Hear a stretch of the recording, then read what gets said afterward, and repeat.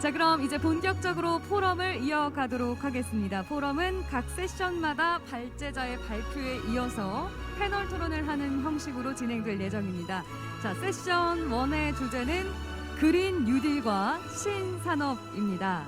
가장 먼저 탄소 중립기술혁신 추진전략 민간위원장을 맡고 계신 김종남 에너지기술연구원 원장님께서 발표를 해주실 텐데요. 주제는 스마트 그린 산단 아리백 구현 방안입니다.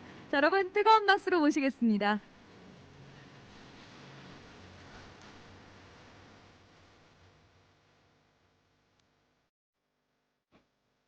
한국에너지기술연구원장 김종남입니다. 새만금 스마트 그린 산단 아리백 구현 방안, 신재생 에너지를 100% 쓰는 산단, 그 의미를 좀 말씀드려 보겠습니다. 새만금이 신재생 에너지 집적화 단지로 된 것은 결국은 기후위기를 해결해 보고자 하는 의지입니다. 산업혁명 이래 200년 동안 인류 문명의 발전은 화석 연료를 먹고 커왔습니다. 지난 200년 동안 세계 인구는 8배 증가했고요. 세계 GDP는 120배 증가했습니다. 이것을 하기 위해서 우리는 에너지를 30배 더 썼습니다. 우리가 현재 쓰는 에너지의 84%가 화석연료입니다. 이로 인해 온실가스가 발생해서 기후위기가 왔습니다. 인류의 지속가능한 미래를 위해서는 2100년도 지구 기온 상승이 산업혁명 이전보다 1.5도씨 이내로 억제되어야 한다고 합니다. 이를 위해서는 2050년까지 탄소 중립을 이루어야 한다라고 하고 있습니다.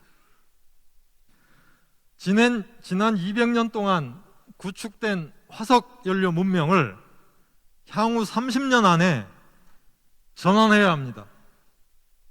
굉장히 어렵습니다.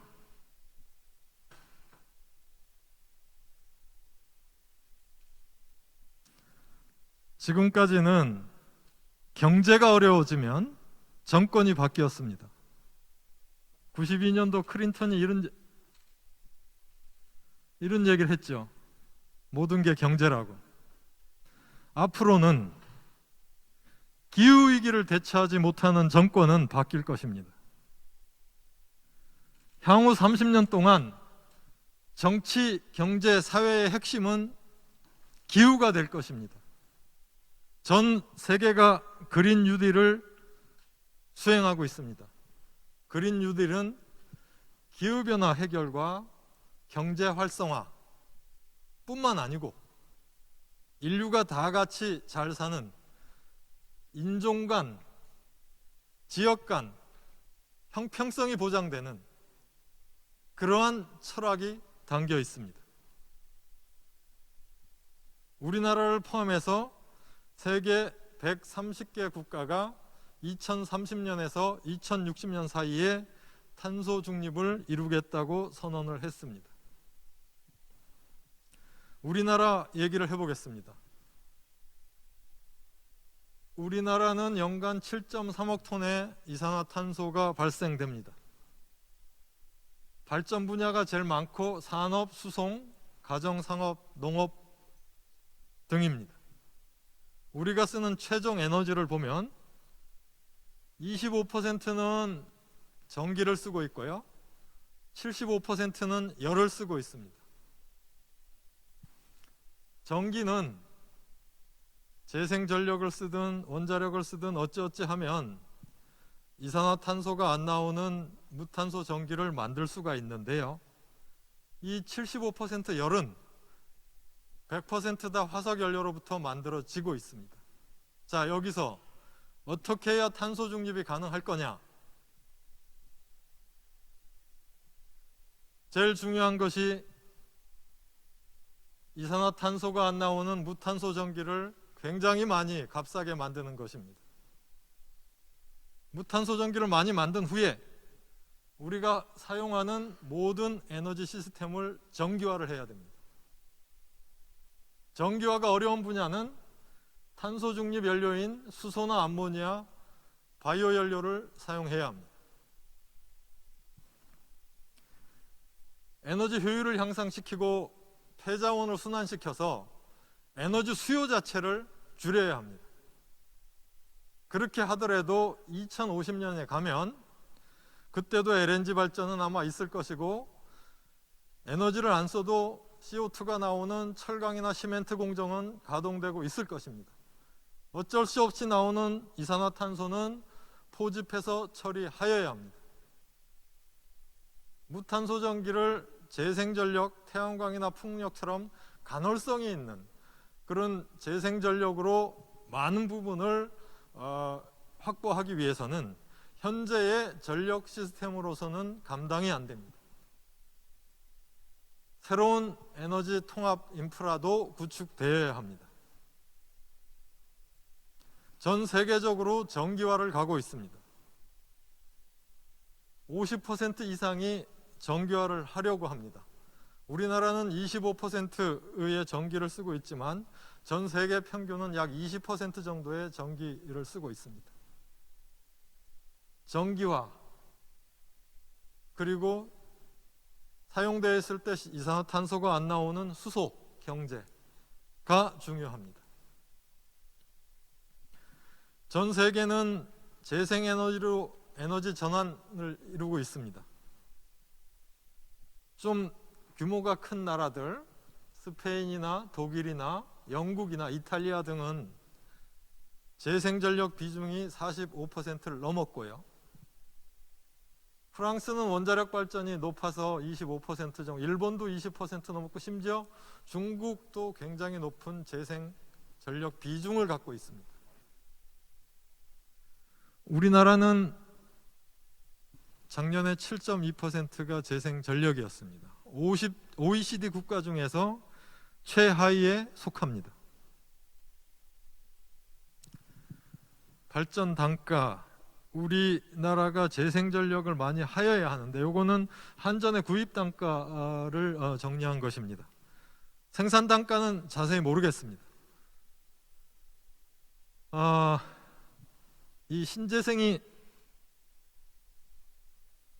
킬로와트아워당 한 175원, 태양광 150원에서 해상풍력 280원까지 있는데요. 가정용 전기요금이 우리나라가 독일의 3분의 1, 일본의 2분의 1 정도입니다.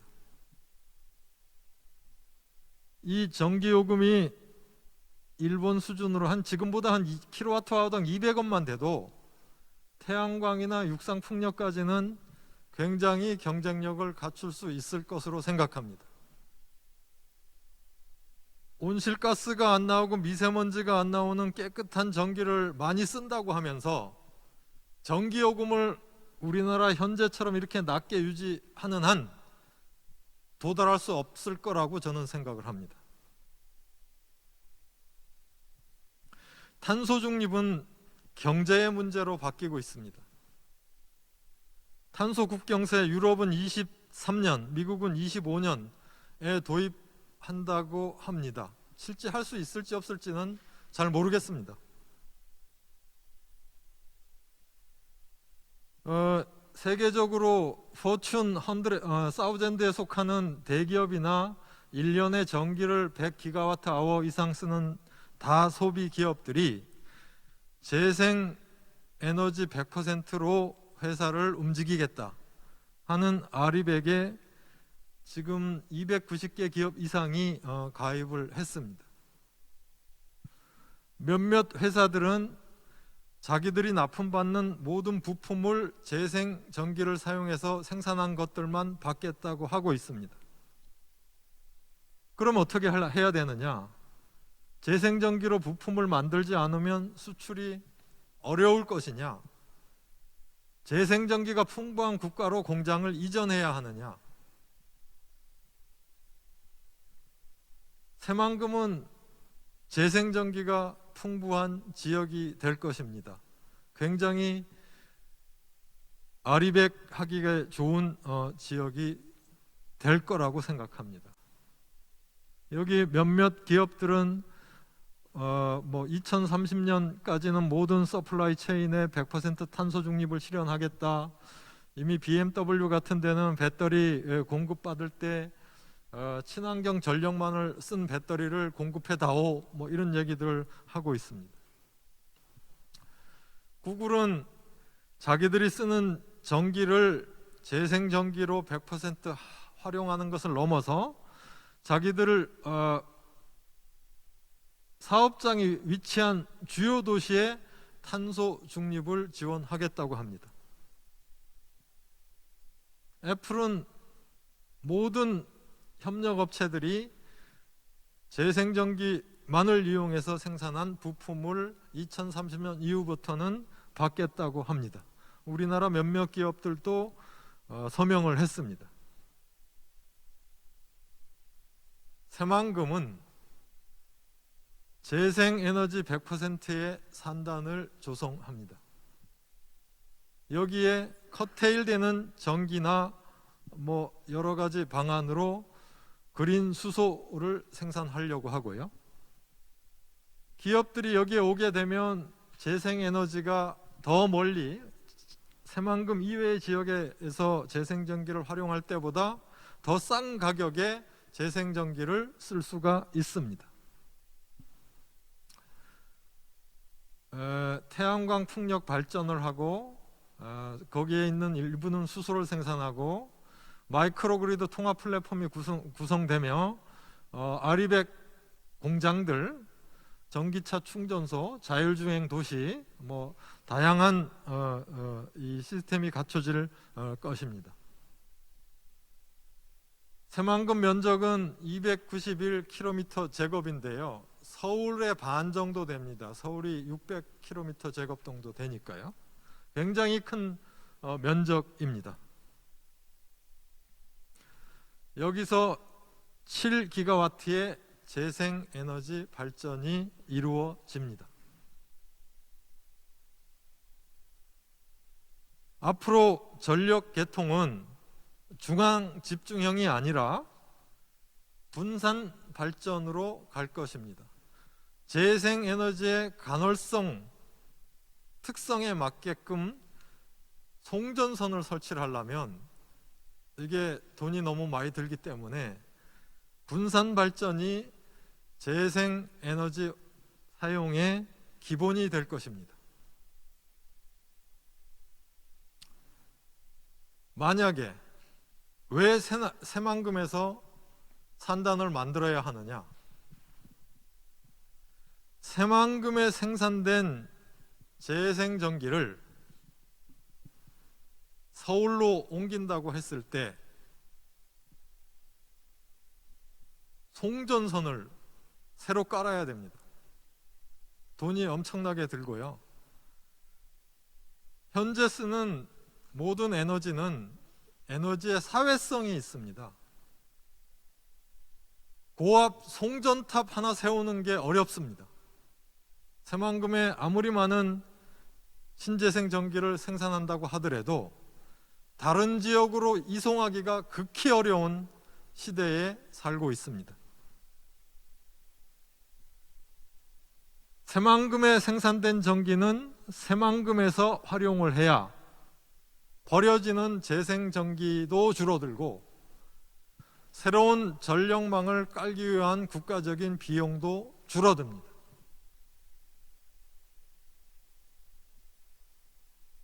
그래서 새만금이 신재생 100%를 활용하는 산단으로 성공을 하기 위해서는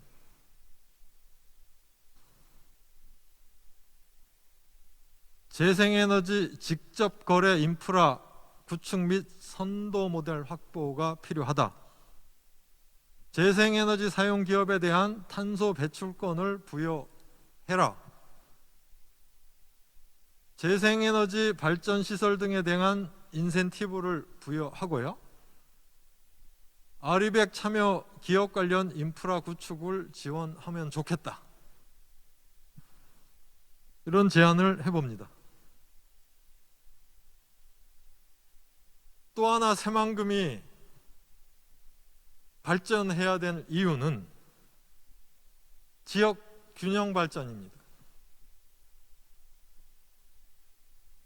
수도권, 경기, 서울 인구가 그 외 지역보다 인구수가 더 많아졌습니다. 우리나라의 굉장히 심각한 문제입니다. 앞으로 새만금이 서울 면적의 반 정도 되는데 한 200만의 도시로 됐으면 좋겠어요. 신재생으로 모든 에너지를 쓰는 깨끗한 도시, 첨단 산업과 관광, 레저, 물류, 국제 업무가 이루어지는 이러한 도시,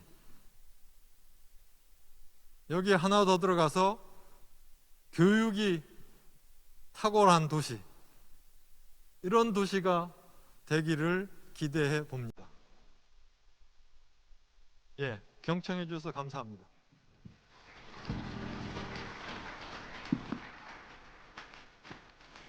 네, 세션 1 김종남 원장님께서 발표를 해 주셨는데요. 새만금 그린산단 아리백을 구현하기 위해서 어떤 방안들이 필요한지 설명을 해 주셨습니다. 새만금의 미래가 더욱더 기대가 되는 그런 발표였던 것 같습니다. 감사히 잘 들었고요. 자, 이어서 수소경제위원회 위원을 맡고 계신 이중희 전북대학교 교수님께서 또 발표를 해 주시도록 하겠습니다. 자, 이번 주제는 그린 수소 생태계 조성인데요. 큰 박수로 맞이해 주시기 바랍니다.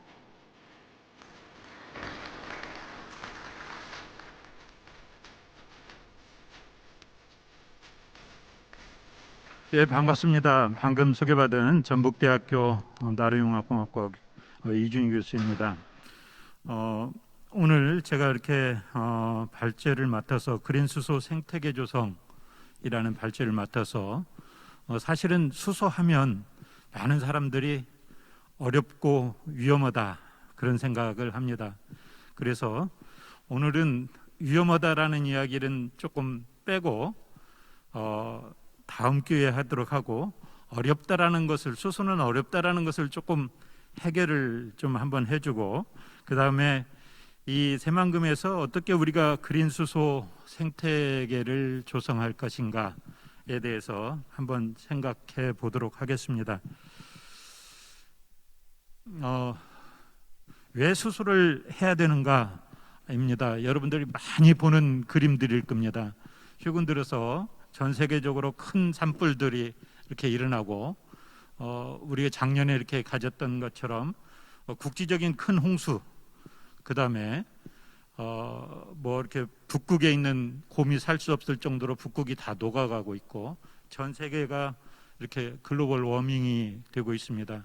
원인은 뭐 여러분들 잘 아시는 바와 같이 이산화탄소입니다. 이산화탄소 배출 때문에 그러는 거고, 많은 공장들, 그 다음에 제철소, 또 여기 하나 빠졌습니다만 시멘트 공장, 그 다음에 난방, 이런 곳들에서 배출되는 이 탄소를 어떻게 줄일 건가, 이런 것을 줄이지 않고는 이 지구의 글로벌 워밍을 막을 수가 없다라는 생각이 듭니다. 그래서 이것을 어떻게 줄여 나갈 건가, 이게 어떻게 보면 수소하면 경제적으로 굉장히 어렵다라는 이야기를 하는데, 사실은 어려운 경제 문제가 아니고 우리가 그만 살 건가, 지구상에서 앞으로 더 살 건가의 문제에 아주 심각한 이렇게 문제입니다.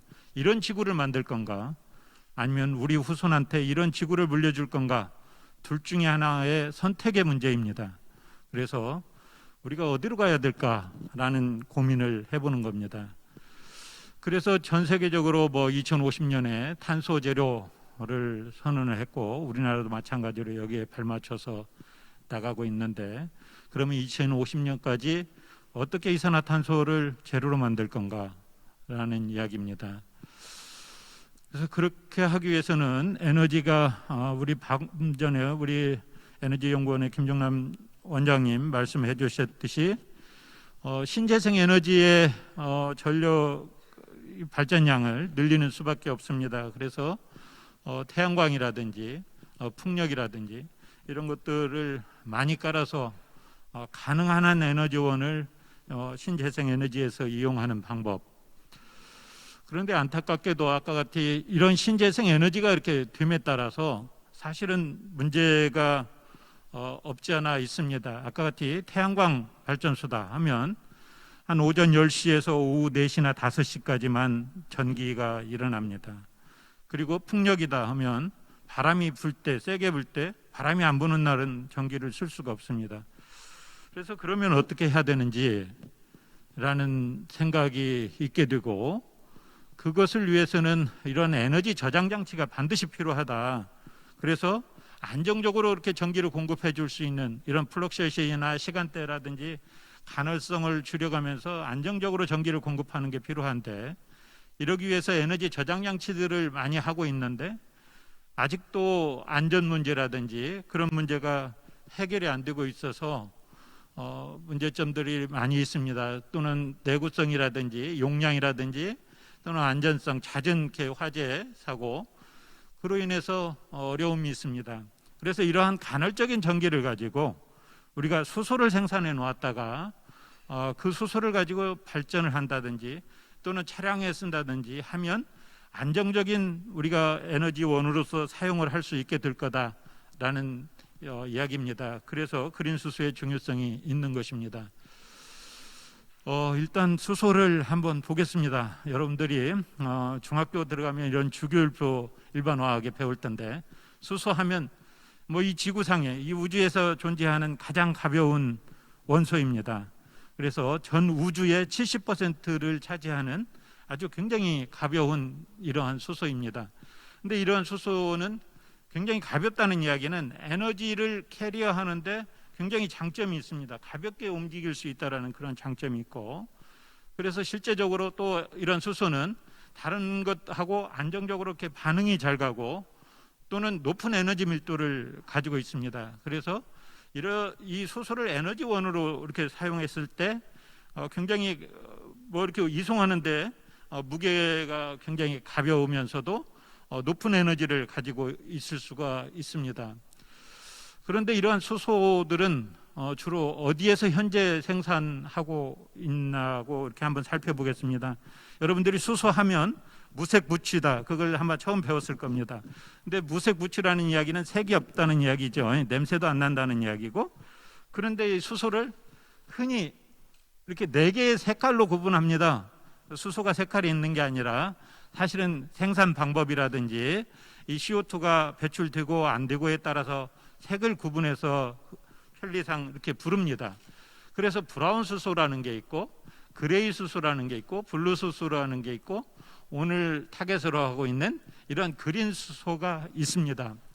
그래서 쉽게 말씀드리면 이런 브라운 수소는 수소를 만드는데 원재료가 석탄입니다. 석탄에서부터 만드는 것을 우리가 브라운 갈탄이라는 이야기를 하죠. 그래서 브라운 수소다 그렇게 이야기를 하고, 그레이 수소는 도시가스라든지 또는 아까 같이 이런 원유를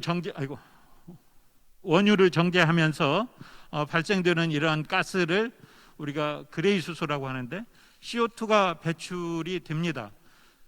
배출이 되면서 생산할 수 있는 것을 우리가 그레이 수소다 이야기를 하고, 여기에서 배출되는 CO2를 잘 잡아서 포집을 해서 이렇게 대기 중으로 방출을 줄여주는 것을 우리가 블루 수소다 이렇게 이야기를 합니다. 그리고 CO2를 전혀 발생하지 않고 물분해라든지 암모니아라든지 그런 데서 수소가 나오는 것을 우리가 그린 수소다 이렇게 이야기를 합니다. 그래서 지구의 글로벌 워밍을 막기 위해서는 결국에 이러한 그린 수소를 반드시 해야 되는 것이 궁극적인 목적이 되겠습니다. 그래서 이 생산, 아까 조금 전에 말씀드렸듯이 생산하는 것들을 이렇게 보면 브라운 수소를 생산하는 거, 아까 같이 똑같은 이야기입니다. 아까 같이 이 CO2를 포집하느냐 않느냐에 따라서 그레이 수소냐 블루 수소냐, 그다음에 완전한 신재생 에너지를 이용해서 물을 전기분해해서 만들어지는 이러한 수소를 우리가 그린 수소다 이렇게 칭을 합니다.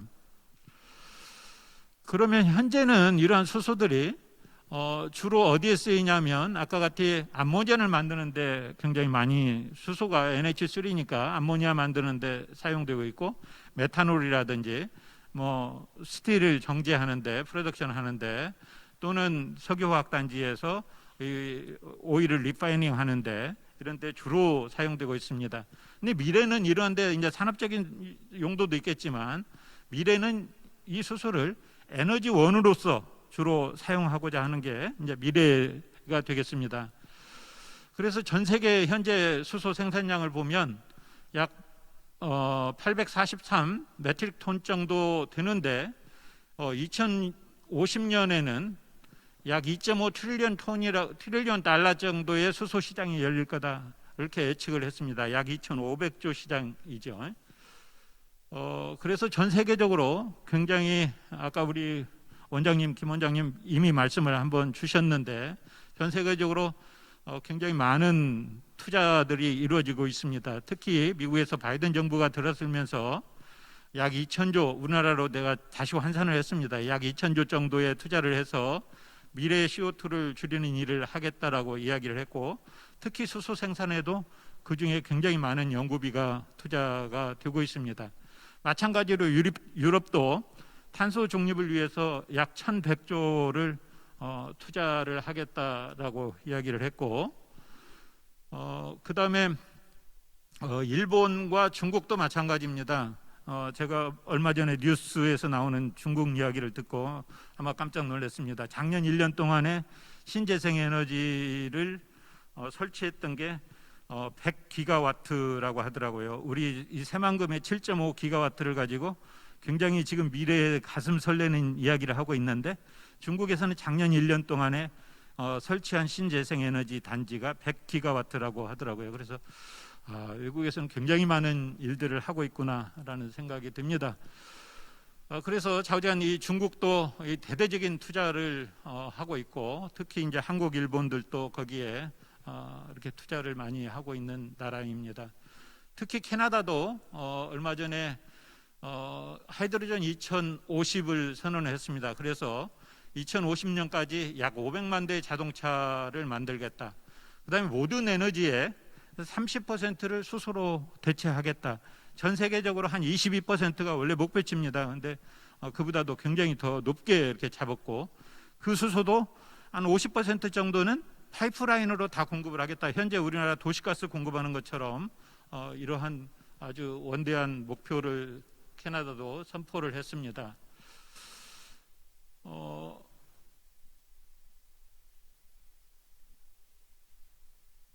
그 다음에 이러한 미래 수소에 대해서 그러면 약 12,000조 정도의 수소 인프라가 미래에 이렇게 투자될 거다라는 이런 전망을 내놓았는데 사실은 이러한 것들이 보면 굉장히 큰 전망이지만 사실 이 전망치보다도 실제적으로는 더 앞당겨지고 있다라는 이야기입니다. 그래서 약 12,000조 정도를 인프라스트럭처에 수소를 5,000년까지 투자를 하겠다고 이야기를 했고 전 세계 소비 에너지 전체 소비의 약 22%를 수소로 충당하겠다 그렇게 이야기를 했고 실제 여기에는 인프라스트럭처에는 수소를 생산하는 일 또는 수소를 저장하는 일 또는 이송하는 일 연료전지라든지 또는 자동차라든지 이런 이용하는 일 이렇게 이 수소 생태계라는 것은 이 전체를 어우르는 산업이 반드시 돼야 됩니다. 아까 같이 생산만 잘 된다고 해서 되는 게 아니고 생산하고 저장하고 이송하고 그다음에 이것을 이용할 수 있는 이러한 어떤 밸런스적인 전체의 생태계가 조성이 돼야만 수소 산업이 부흥을 할 수가 있을 것입니다. 다시 한번 봐보면 아까 같이 수소를 내추럴 가스에서 하든지 아니면 원래 천연 오일에서 하든지 이렇게 해서 그다음에 CO2를 잡고 이렇게 해서 만드는 이러한 수소 프로덕션 또는 그린 에너지를 이용해서 그린 수소를 만드는 이런 프로덕션 또는 이 수소를 이송할 때는 우리나라는 현재는 압축 수소로만 하고 있습니다. 근데 이 대량의 수소가 이 수소 사이가 오면 압축 수소에서는 굉장히 한계점이 있습니다. 그래서 지금 연구 개발들을 활발히 하고 있죠. 그래서 액화수소를 할 건지, 또는 미국에서는 액화수소 대신 암모니아를 만들어서 이렇게 이송을 하고 있습니다. 여기도 굉장히 좋은 솔루션입니다. 왜냐하면 얼마의 에너지를 안 들이고도 쉽게 암모니아를, 이 공기 중에 있는 질소를 이용해서 암모니아로 바꿔서 다시 이렇게 이송을 하고, 암모니아수는 마이너스 한 10도 정도, 15도인가요? 그 정도 내려가면 액체 상태로 이렇게 쉽게 되죠. 또 수소 같은 경우는 마이너스 253도까지 이렇게 내려가야 됩니다. 그래서 에너지가 굉장히 많이 소비되는 대신에 암모니아로 바꾸면 적은 에너지를 가지고 액화를 시켜서 가를 이송하고, 필요할 때 다시 암모니아를 직접 떼는 연료전지도 있고 암모니아를 직접 떼는 연소기도 있습니다. 그래서 이렇게 하든지 아니면 수소로 다시 바꿔서 사용을 하든지 하는 그러한 방법들을 택하고 있습니다. 그래서 이런 그린 수소를 이렇게 제조를 해서, 실제적으로는 이 그린 수소가 아까 같이 신재생 에너지를 이용해서 수전을 해서 이런 그린 수소를 만들어서 이 그린 수소를 가지고 발전에도 쓰고 가정용도 쓰고 이렇게 하는 방법이 있고, 또 하나는 이런 그린 수소를 만들고 일반 석유화학에서 나오는 CO2를 이용해서 다시 연료를 만듭니다. 연료를 만들고 그 연료를 이용해서 자동차라든지 이런 것을 할 수 있는, 이게 크게 보면 두 가지의 그림을 그릴 수 있고, 그래서 중간 단계로서 이런 수소를 만들어서 다시 연료를 제조해서 기존의 인프라를 조금 활용하면서 중간 단계로 나갈 수도 있다라는 그러한 서제션이 있습니다. 또 일본 미쓰비시 같은 경우에는 이러한 생각을 했습니다. 아까 같이 수소를 저장하는데 굉장히 부피가 크기 때문에 액화를 시켜서 저장을 하는 것도 그 마이너스 253도를 유지해야 되기 때문에 굉장히 에너지가 많이 소모가 됩니다. 그래서 이렇게 그린 수소를 제조하고 굉장히 인프라스트럭처를 아주 깊은 동굴이라든지 이런 데 땅 밑에다가 이렇게 저장을 하는 방법을 일부에서는 해서 현재 약 1000메가 정도까지 이렇게 저장을 할 수 있는 기술들을 개발을 해서 실제 실증을 하고 있습니다. 이렇게 해서 그리고 이런 수소 사이가 드는데 문제점 중에 하나는 아까 같은 인프라스트럭처입니다. 그래서 충전소들이 우리나라도 마찬가지죠.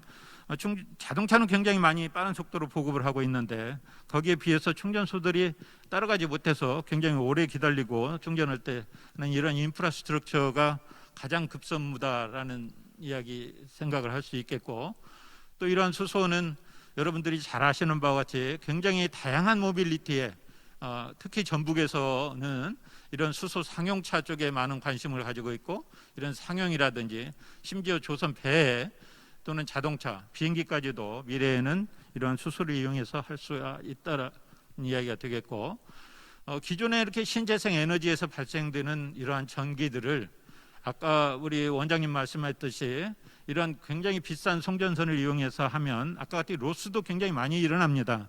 그래서 이러한 로스를 피하면서 안정적인, 그다음에 좀 이러한 인프라스트럭처를 적게 비용을 들면서도 할 수 있는 방법 중에 하나가 바로 아까 같이 수소가 되겠고, 이 그림도 아이데텍에서 내가 한번 가지고 와봤습니다. 원래 신재생 에너지에서 발생하는 전기가 약 100이라고 이렇게 에너지 100을 봤었을 때 우리가 수전을 해서 이렇게 만들면 그 에너지 효율이 약 70% 정도가 됩니다.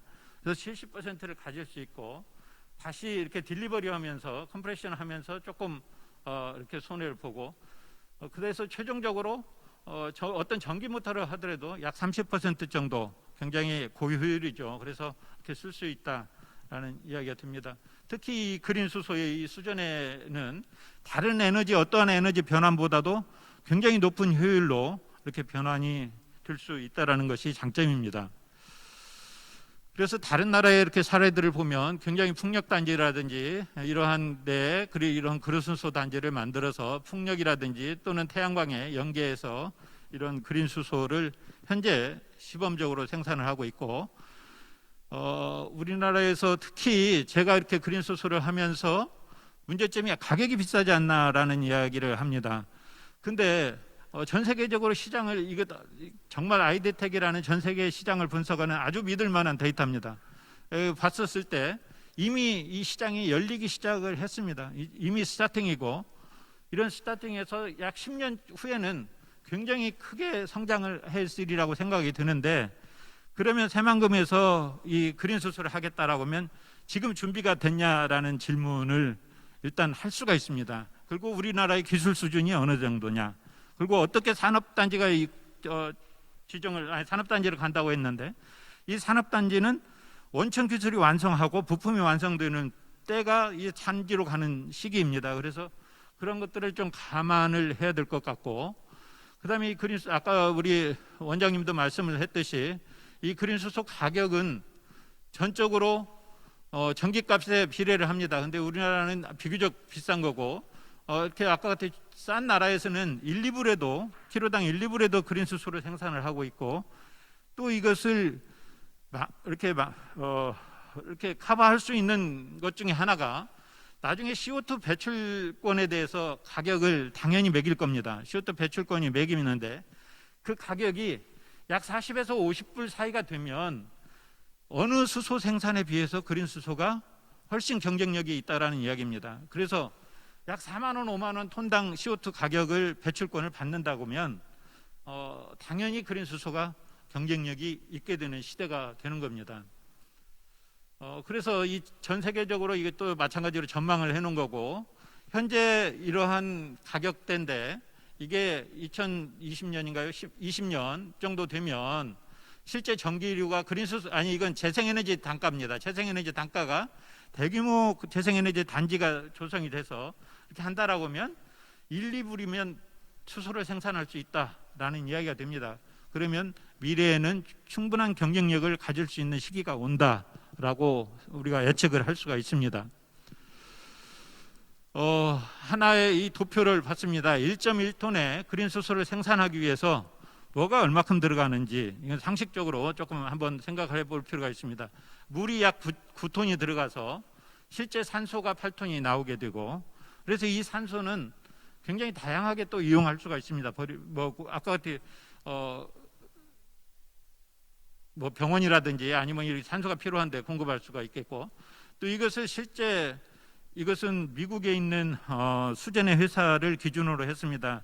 전기가 약 39.4 메가와트가 들어갑니다. 그래서 미국의 전기료로 환산을 했을 때 약 1,500불 정도, 1,497불 정도가 되는 거고, 제가 다시 우리나라 전기료로 환산을 했더니 약 390만 원 정도가 돼서 굉장히 비싼 가격이지만, 좌우지간 미래는 이러한 것들이 전기료가 내려가고 CO2가 배출량의 가격을 책정을 한다라고 하면 충분히 가능한 가격이 될 거다라는 이야기를 합니다. 그 다음에 새만금 그린 수소 산업단지 조성을 위해서 제가 토론회니까 질문을 던져 발제니까 문제를 제기를 해보는 겁니다. 그래서 정말 이 국가적인 원천 기술이, 그린 수소를 위한 원천 기술이 확보되어 있는지, 근데 전문가로서 보는 입장으로는 굉장히 우리나라가 아직은 원천 기술 확보 측면에서는 취약합니다. 대부분의 국내에서 이 그린 수소 쪽에 영업을 하고 있는 그러한 산업체는 외국 기술에 많이 의존하고 있고, 실제적으로 국내 기술로 이렇게 제조를 한다고 하더라도 거기에 원천 소재나 부품은 외국 기업에 많이 외국 기술에 의존을 하고 있는 것이 현실입니다. 그래서 굉장히 원천 기술 확보가 굉장히 중요하다라는 이야기를 우리가 할 수 있고, 정말 이 적절성 이런 것들은 제 개인적인 의견입니다만 새만금이 그린 수소 생산 단지로 정말 잘 선택이 됐다. 그래서 미래에 전망이 있다라는 이야기를 저는 개인적으로 할 수가 있겠고, 그다음에 현재 이게 산업단지가 애탈을 하고 있는데 이건 경제성을 따져서 이 사업을 하는 것이 아닙니다. 제가 앞에서 이렇게 계속 이 산업적인 우리나라 전 세계적인 트렌드를 보여줬던 게 미래의 국가 전략으로 이걸 접근을 해야 되지, 현재의 경제성으로 이것을 접근해서는 절대 안 된다. 이건 사실은 애타 사업이 아니고 국가 전략 산업으로 취급을 해서 어프로치를 해야 된다라는 것을 좀 강력히 말씀을 드리고 싶고, 그다음에 이 산업 여건이 되기 위해서 정말 이게 우리가 아직 이렇게 태동을 할 수 있는가? 산업단지가 구성이 되더라도 국내 기업들이 이 자생할 수 있는 기업들이 몇 개나 되는가에 대한 그런 고민, 그런 것도 좀 필요합니다. 그래서 어디서부터 이렇게 육성을 해야 될 건지 좀 고민을 해가면서 이런 것들을 해야 되지 않을까 싶습니다. 이상입니다.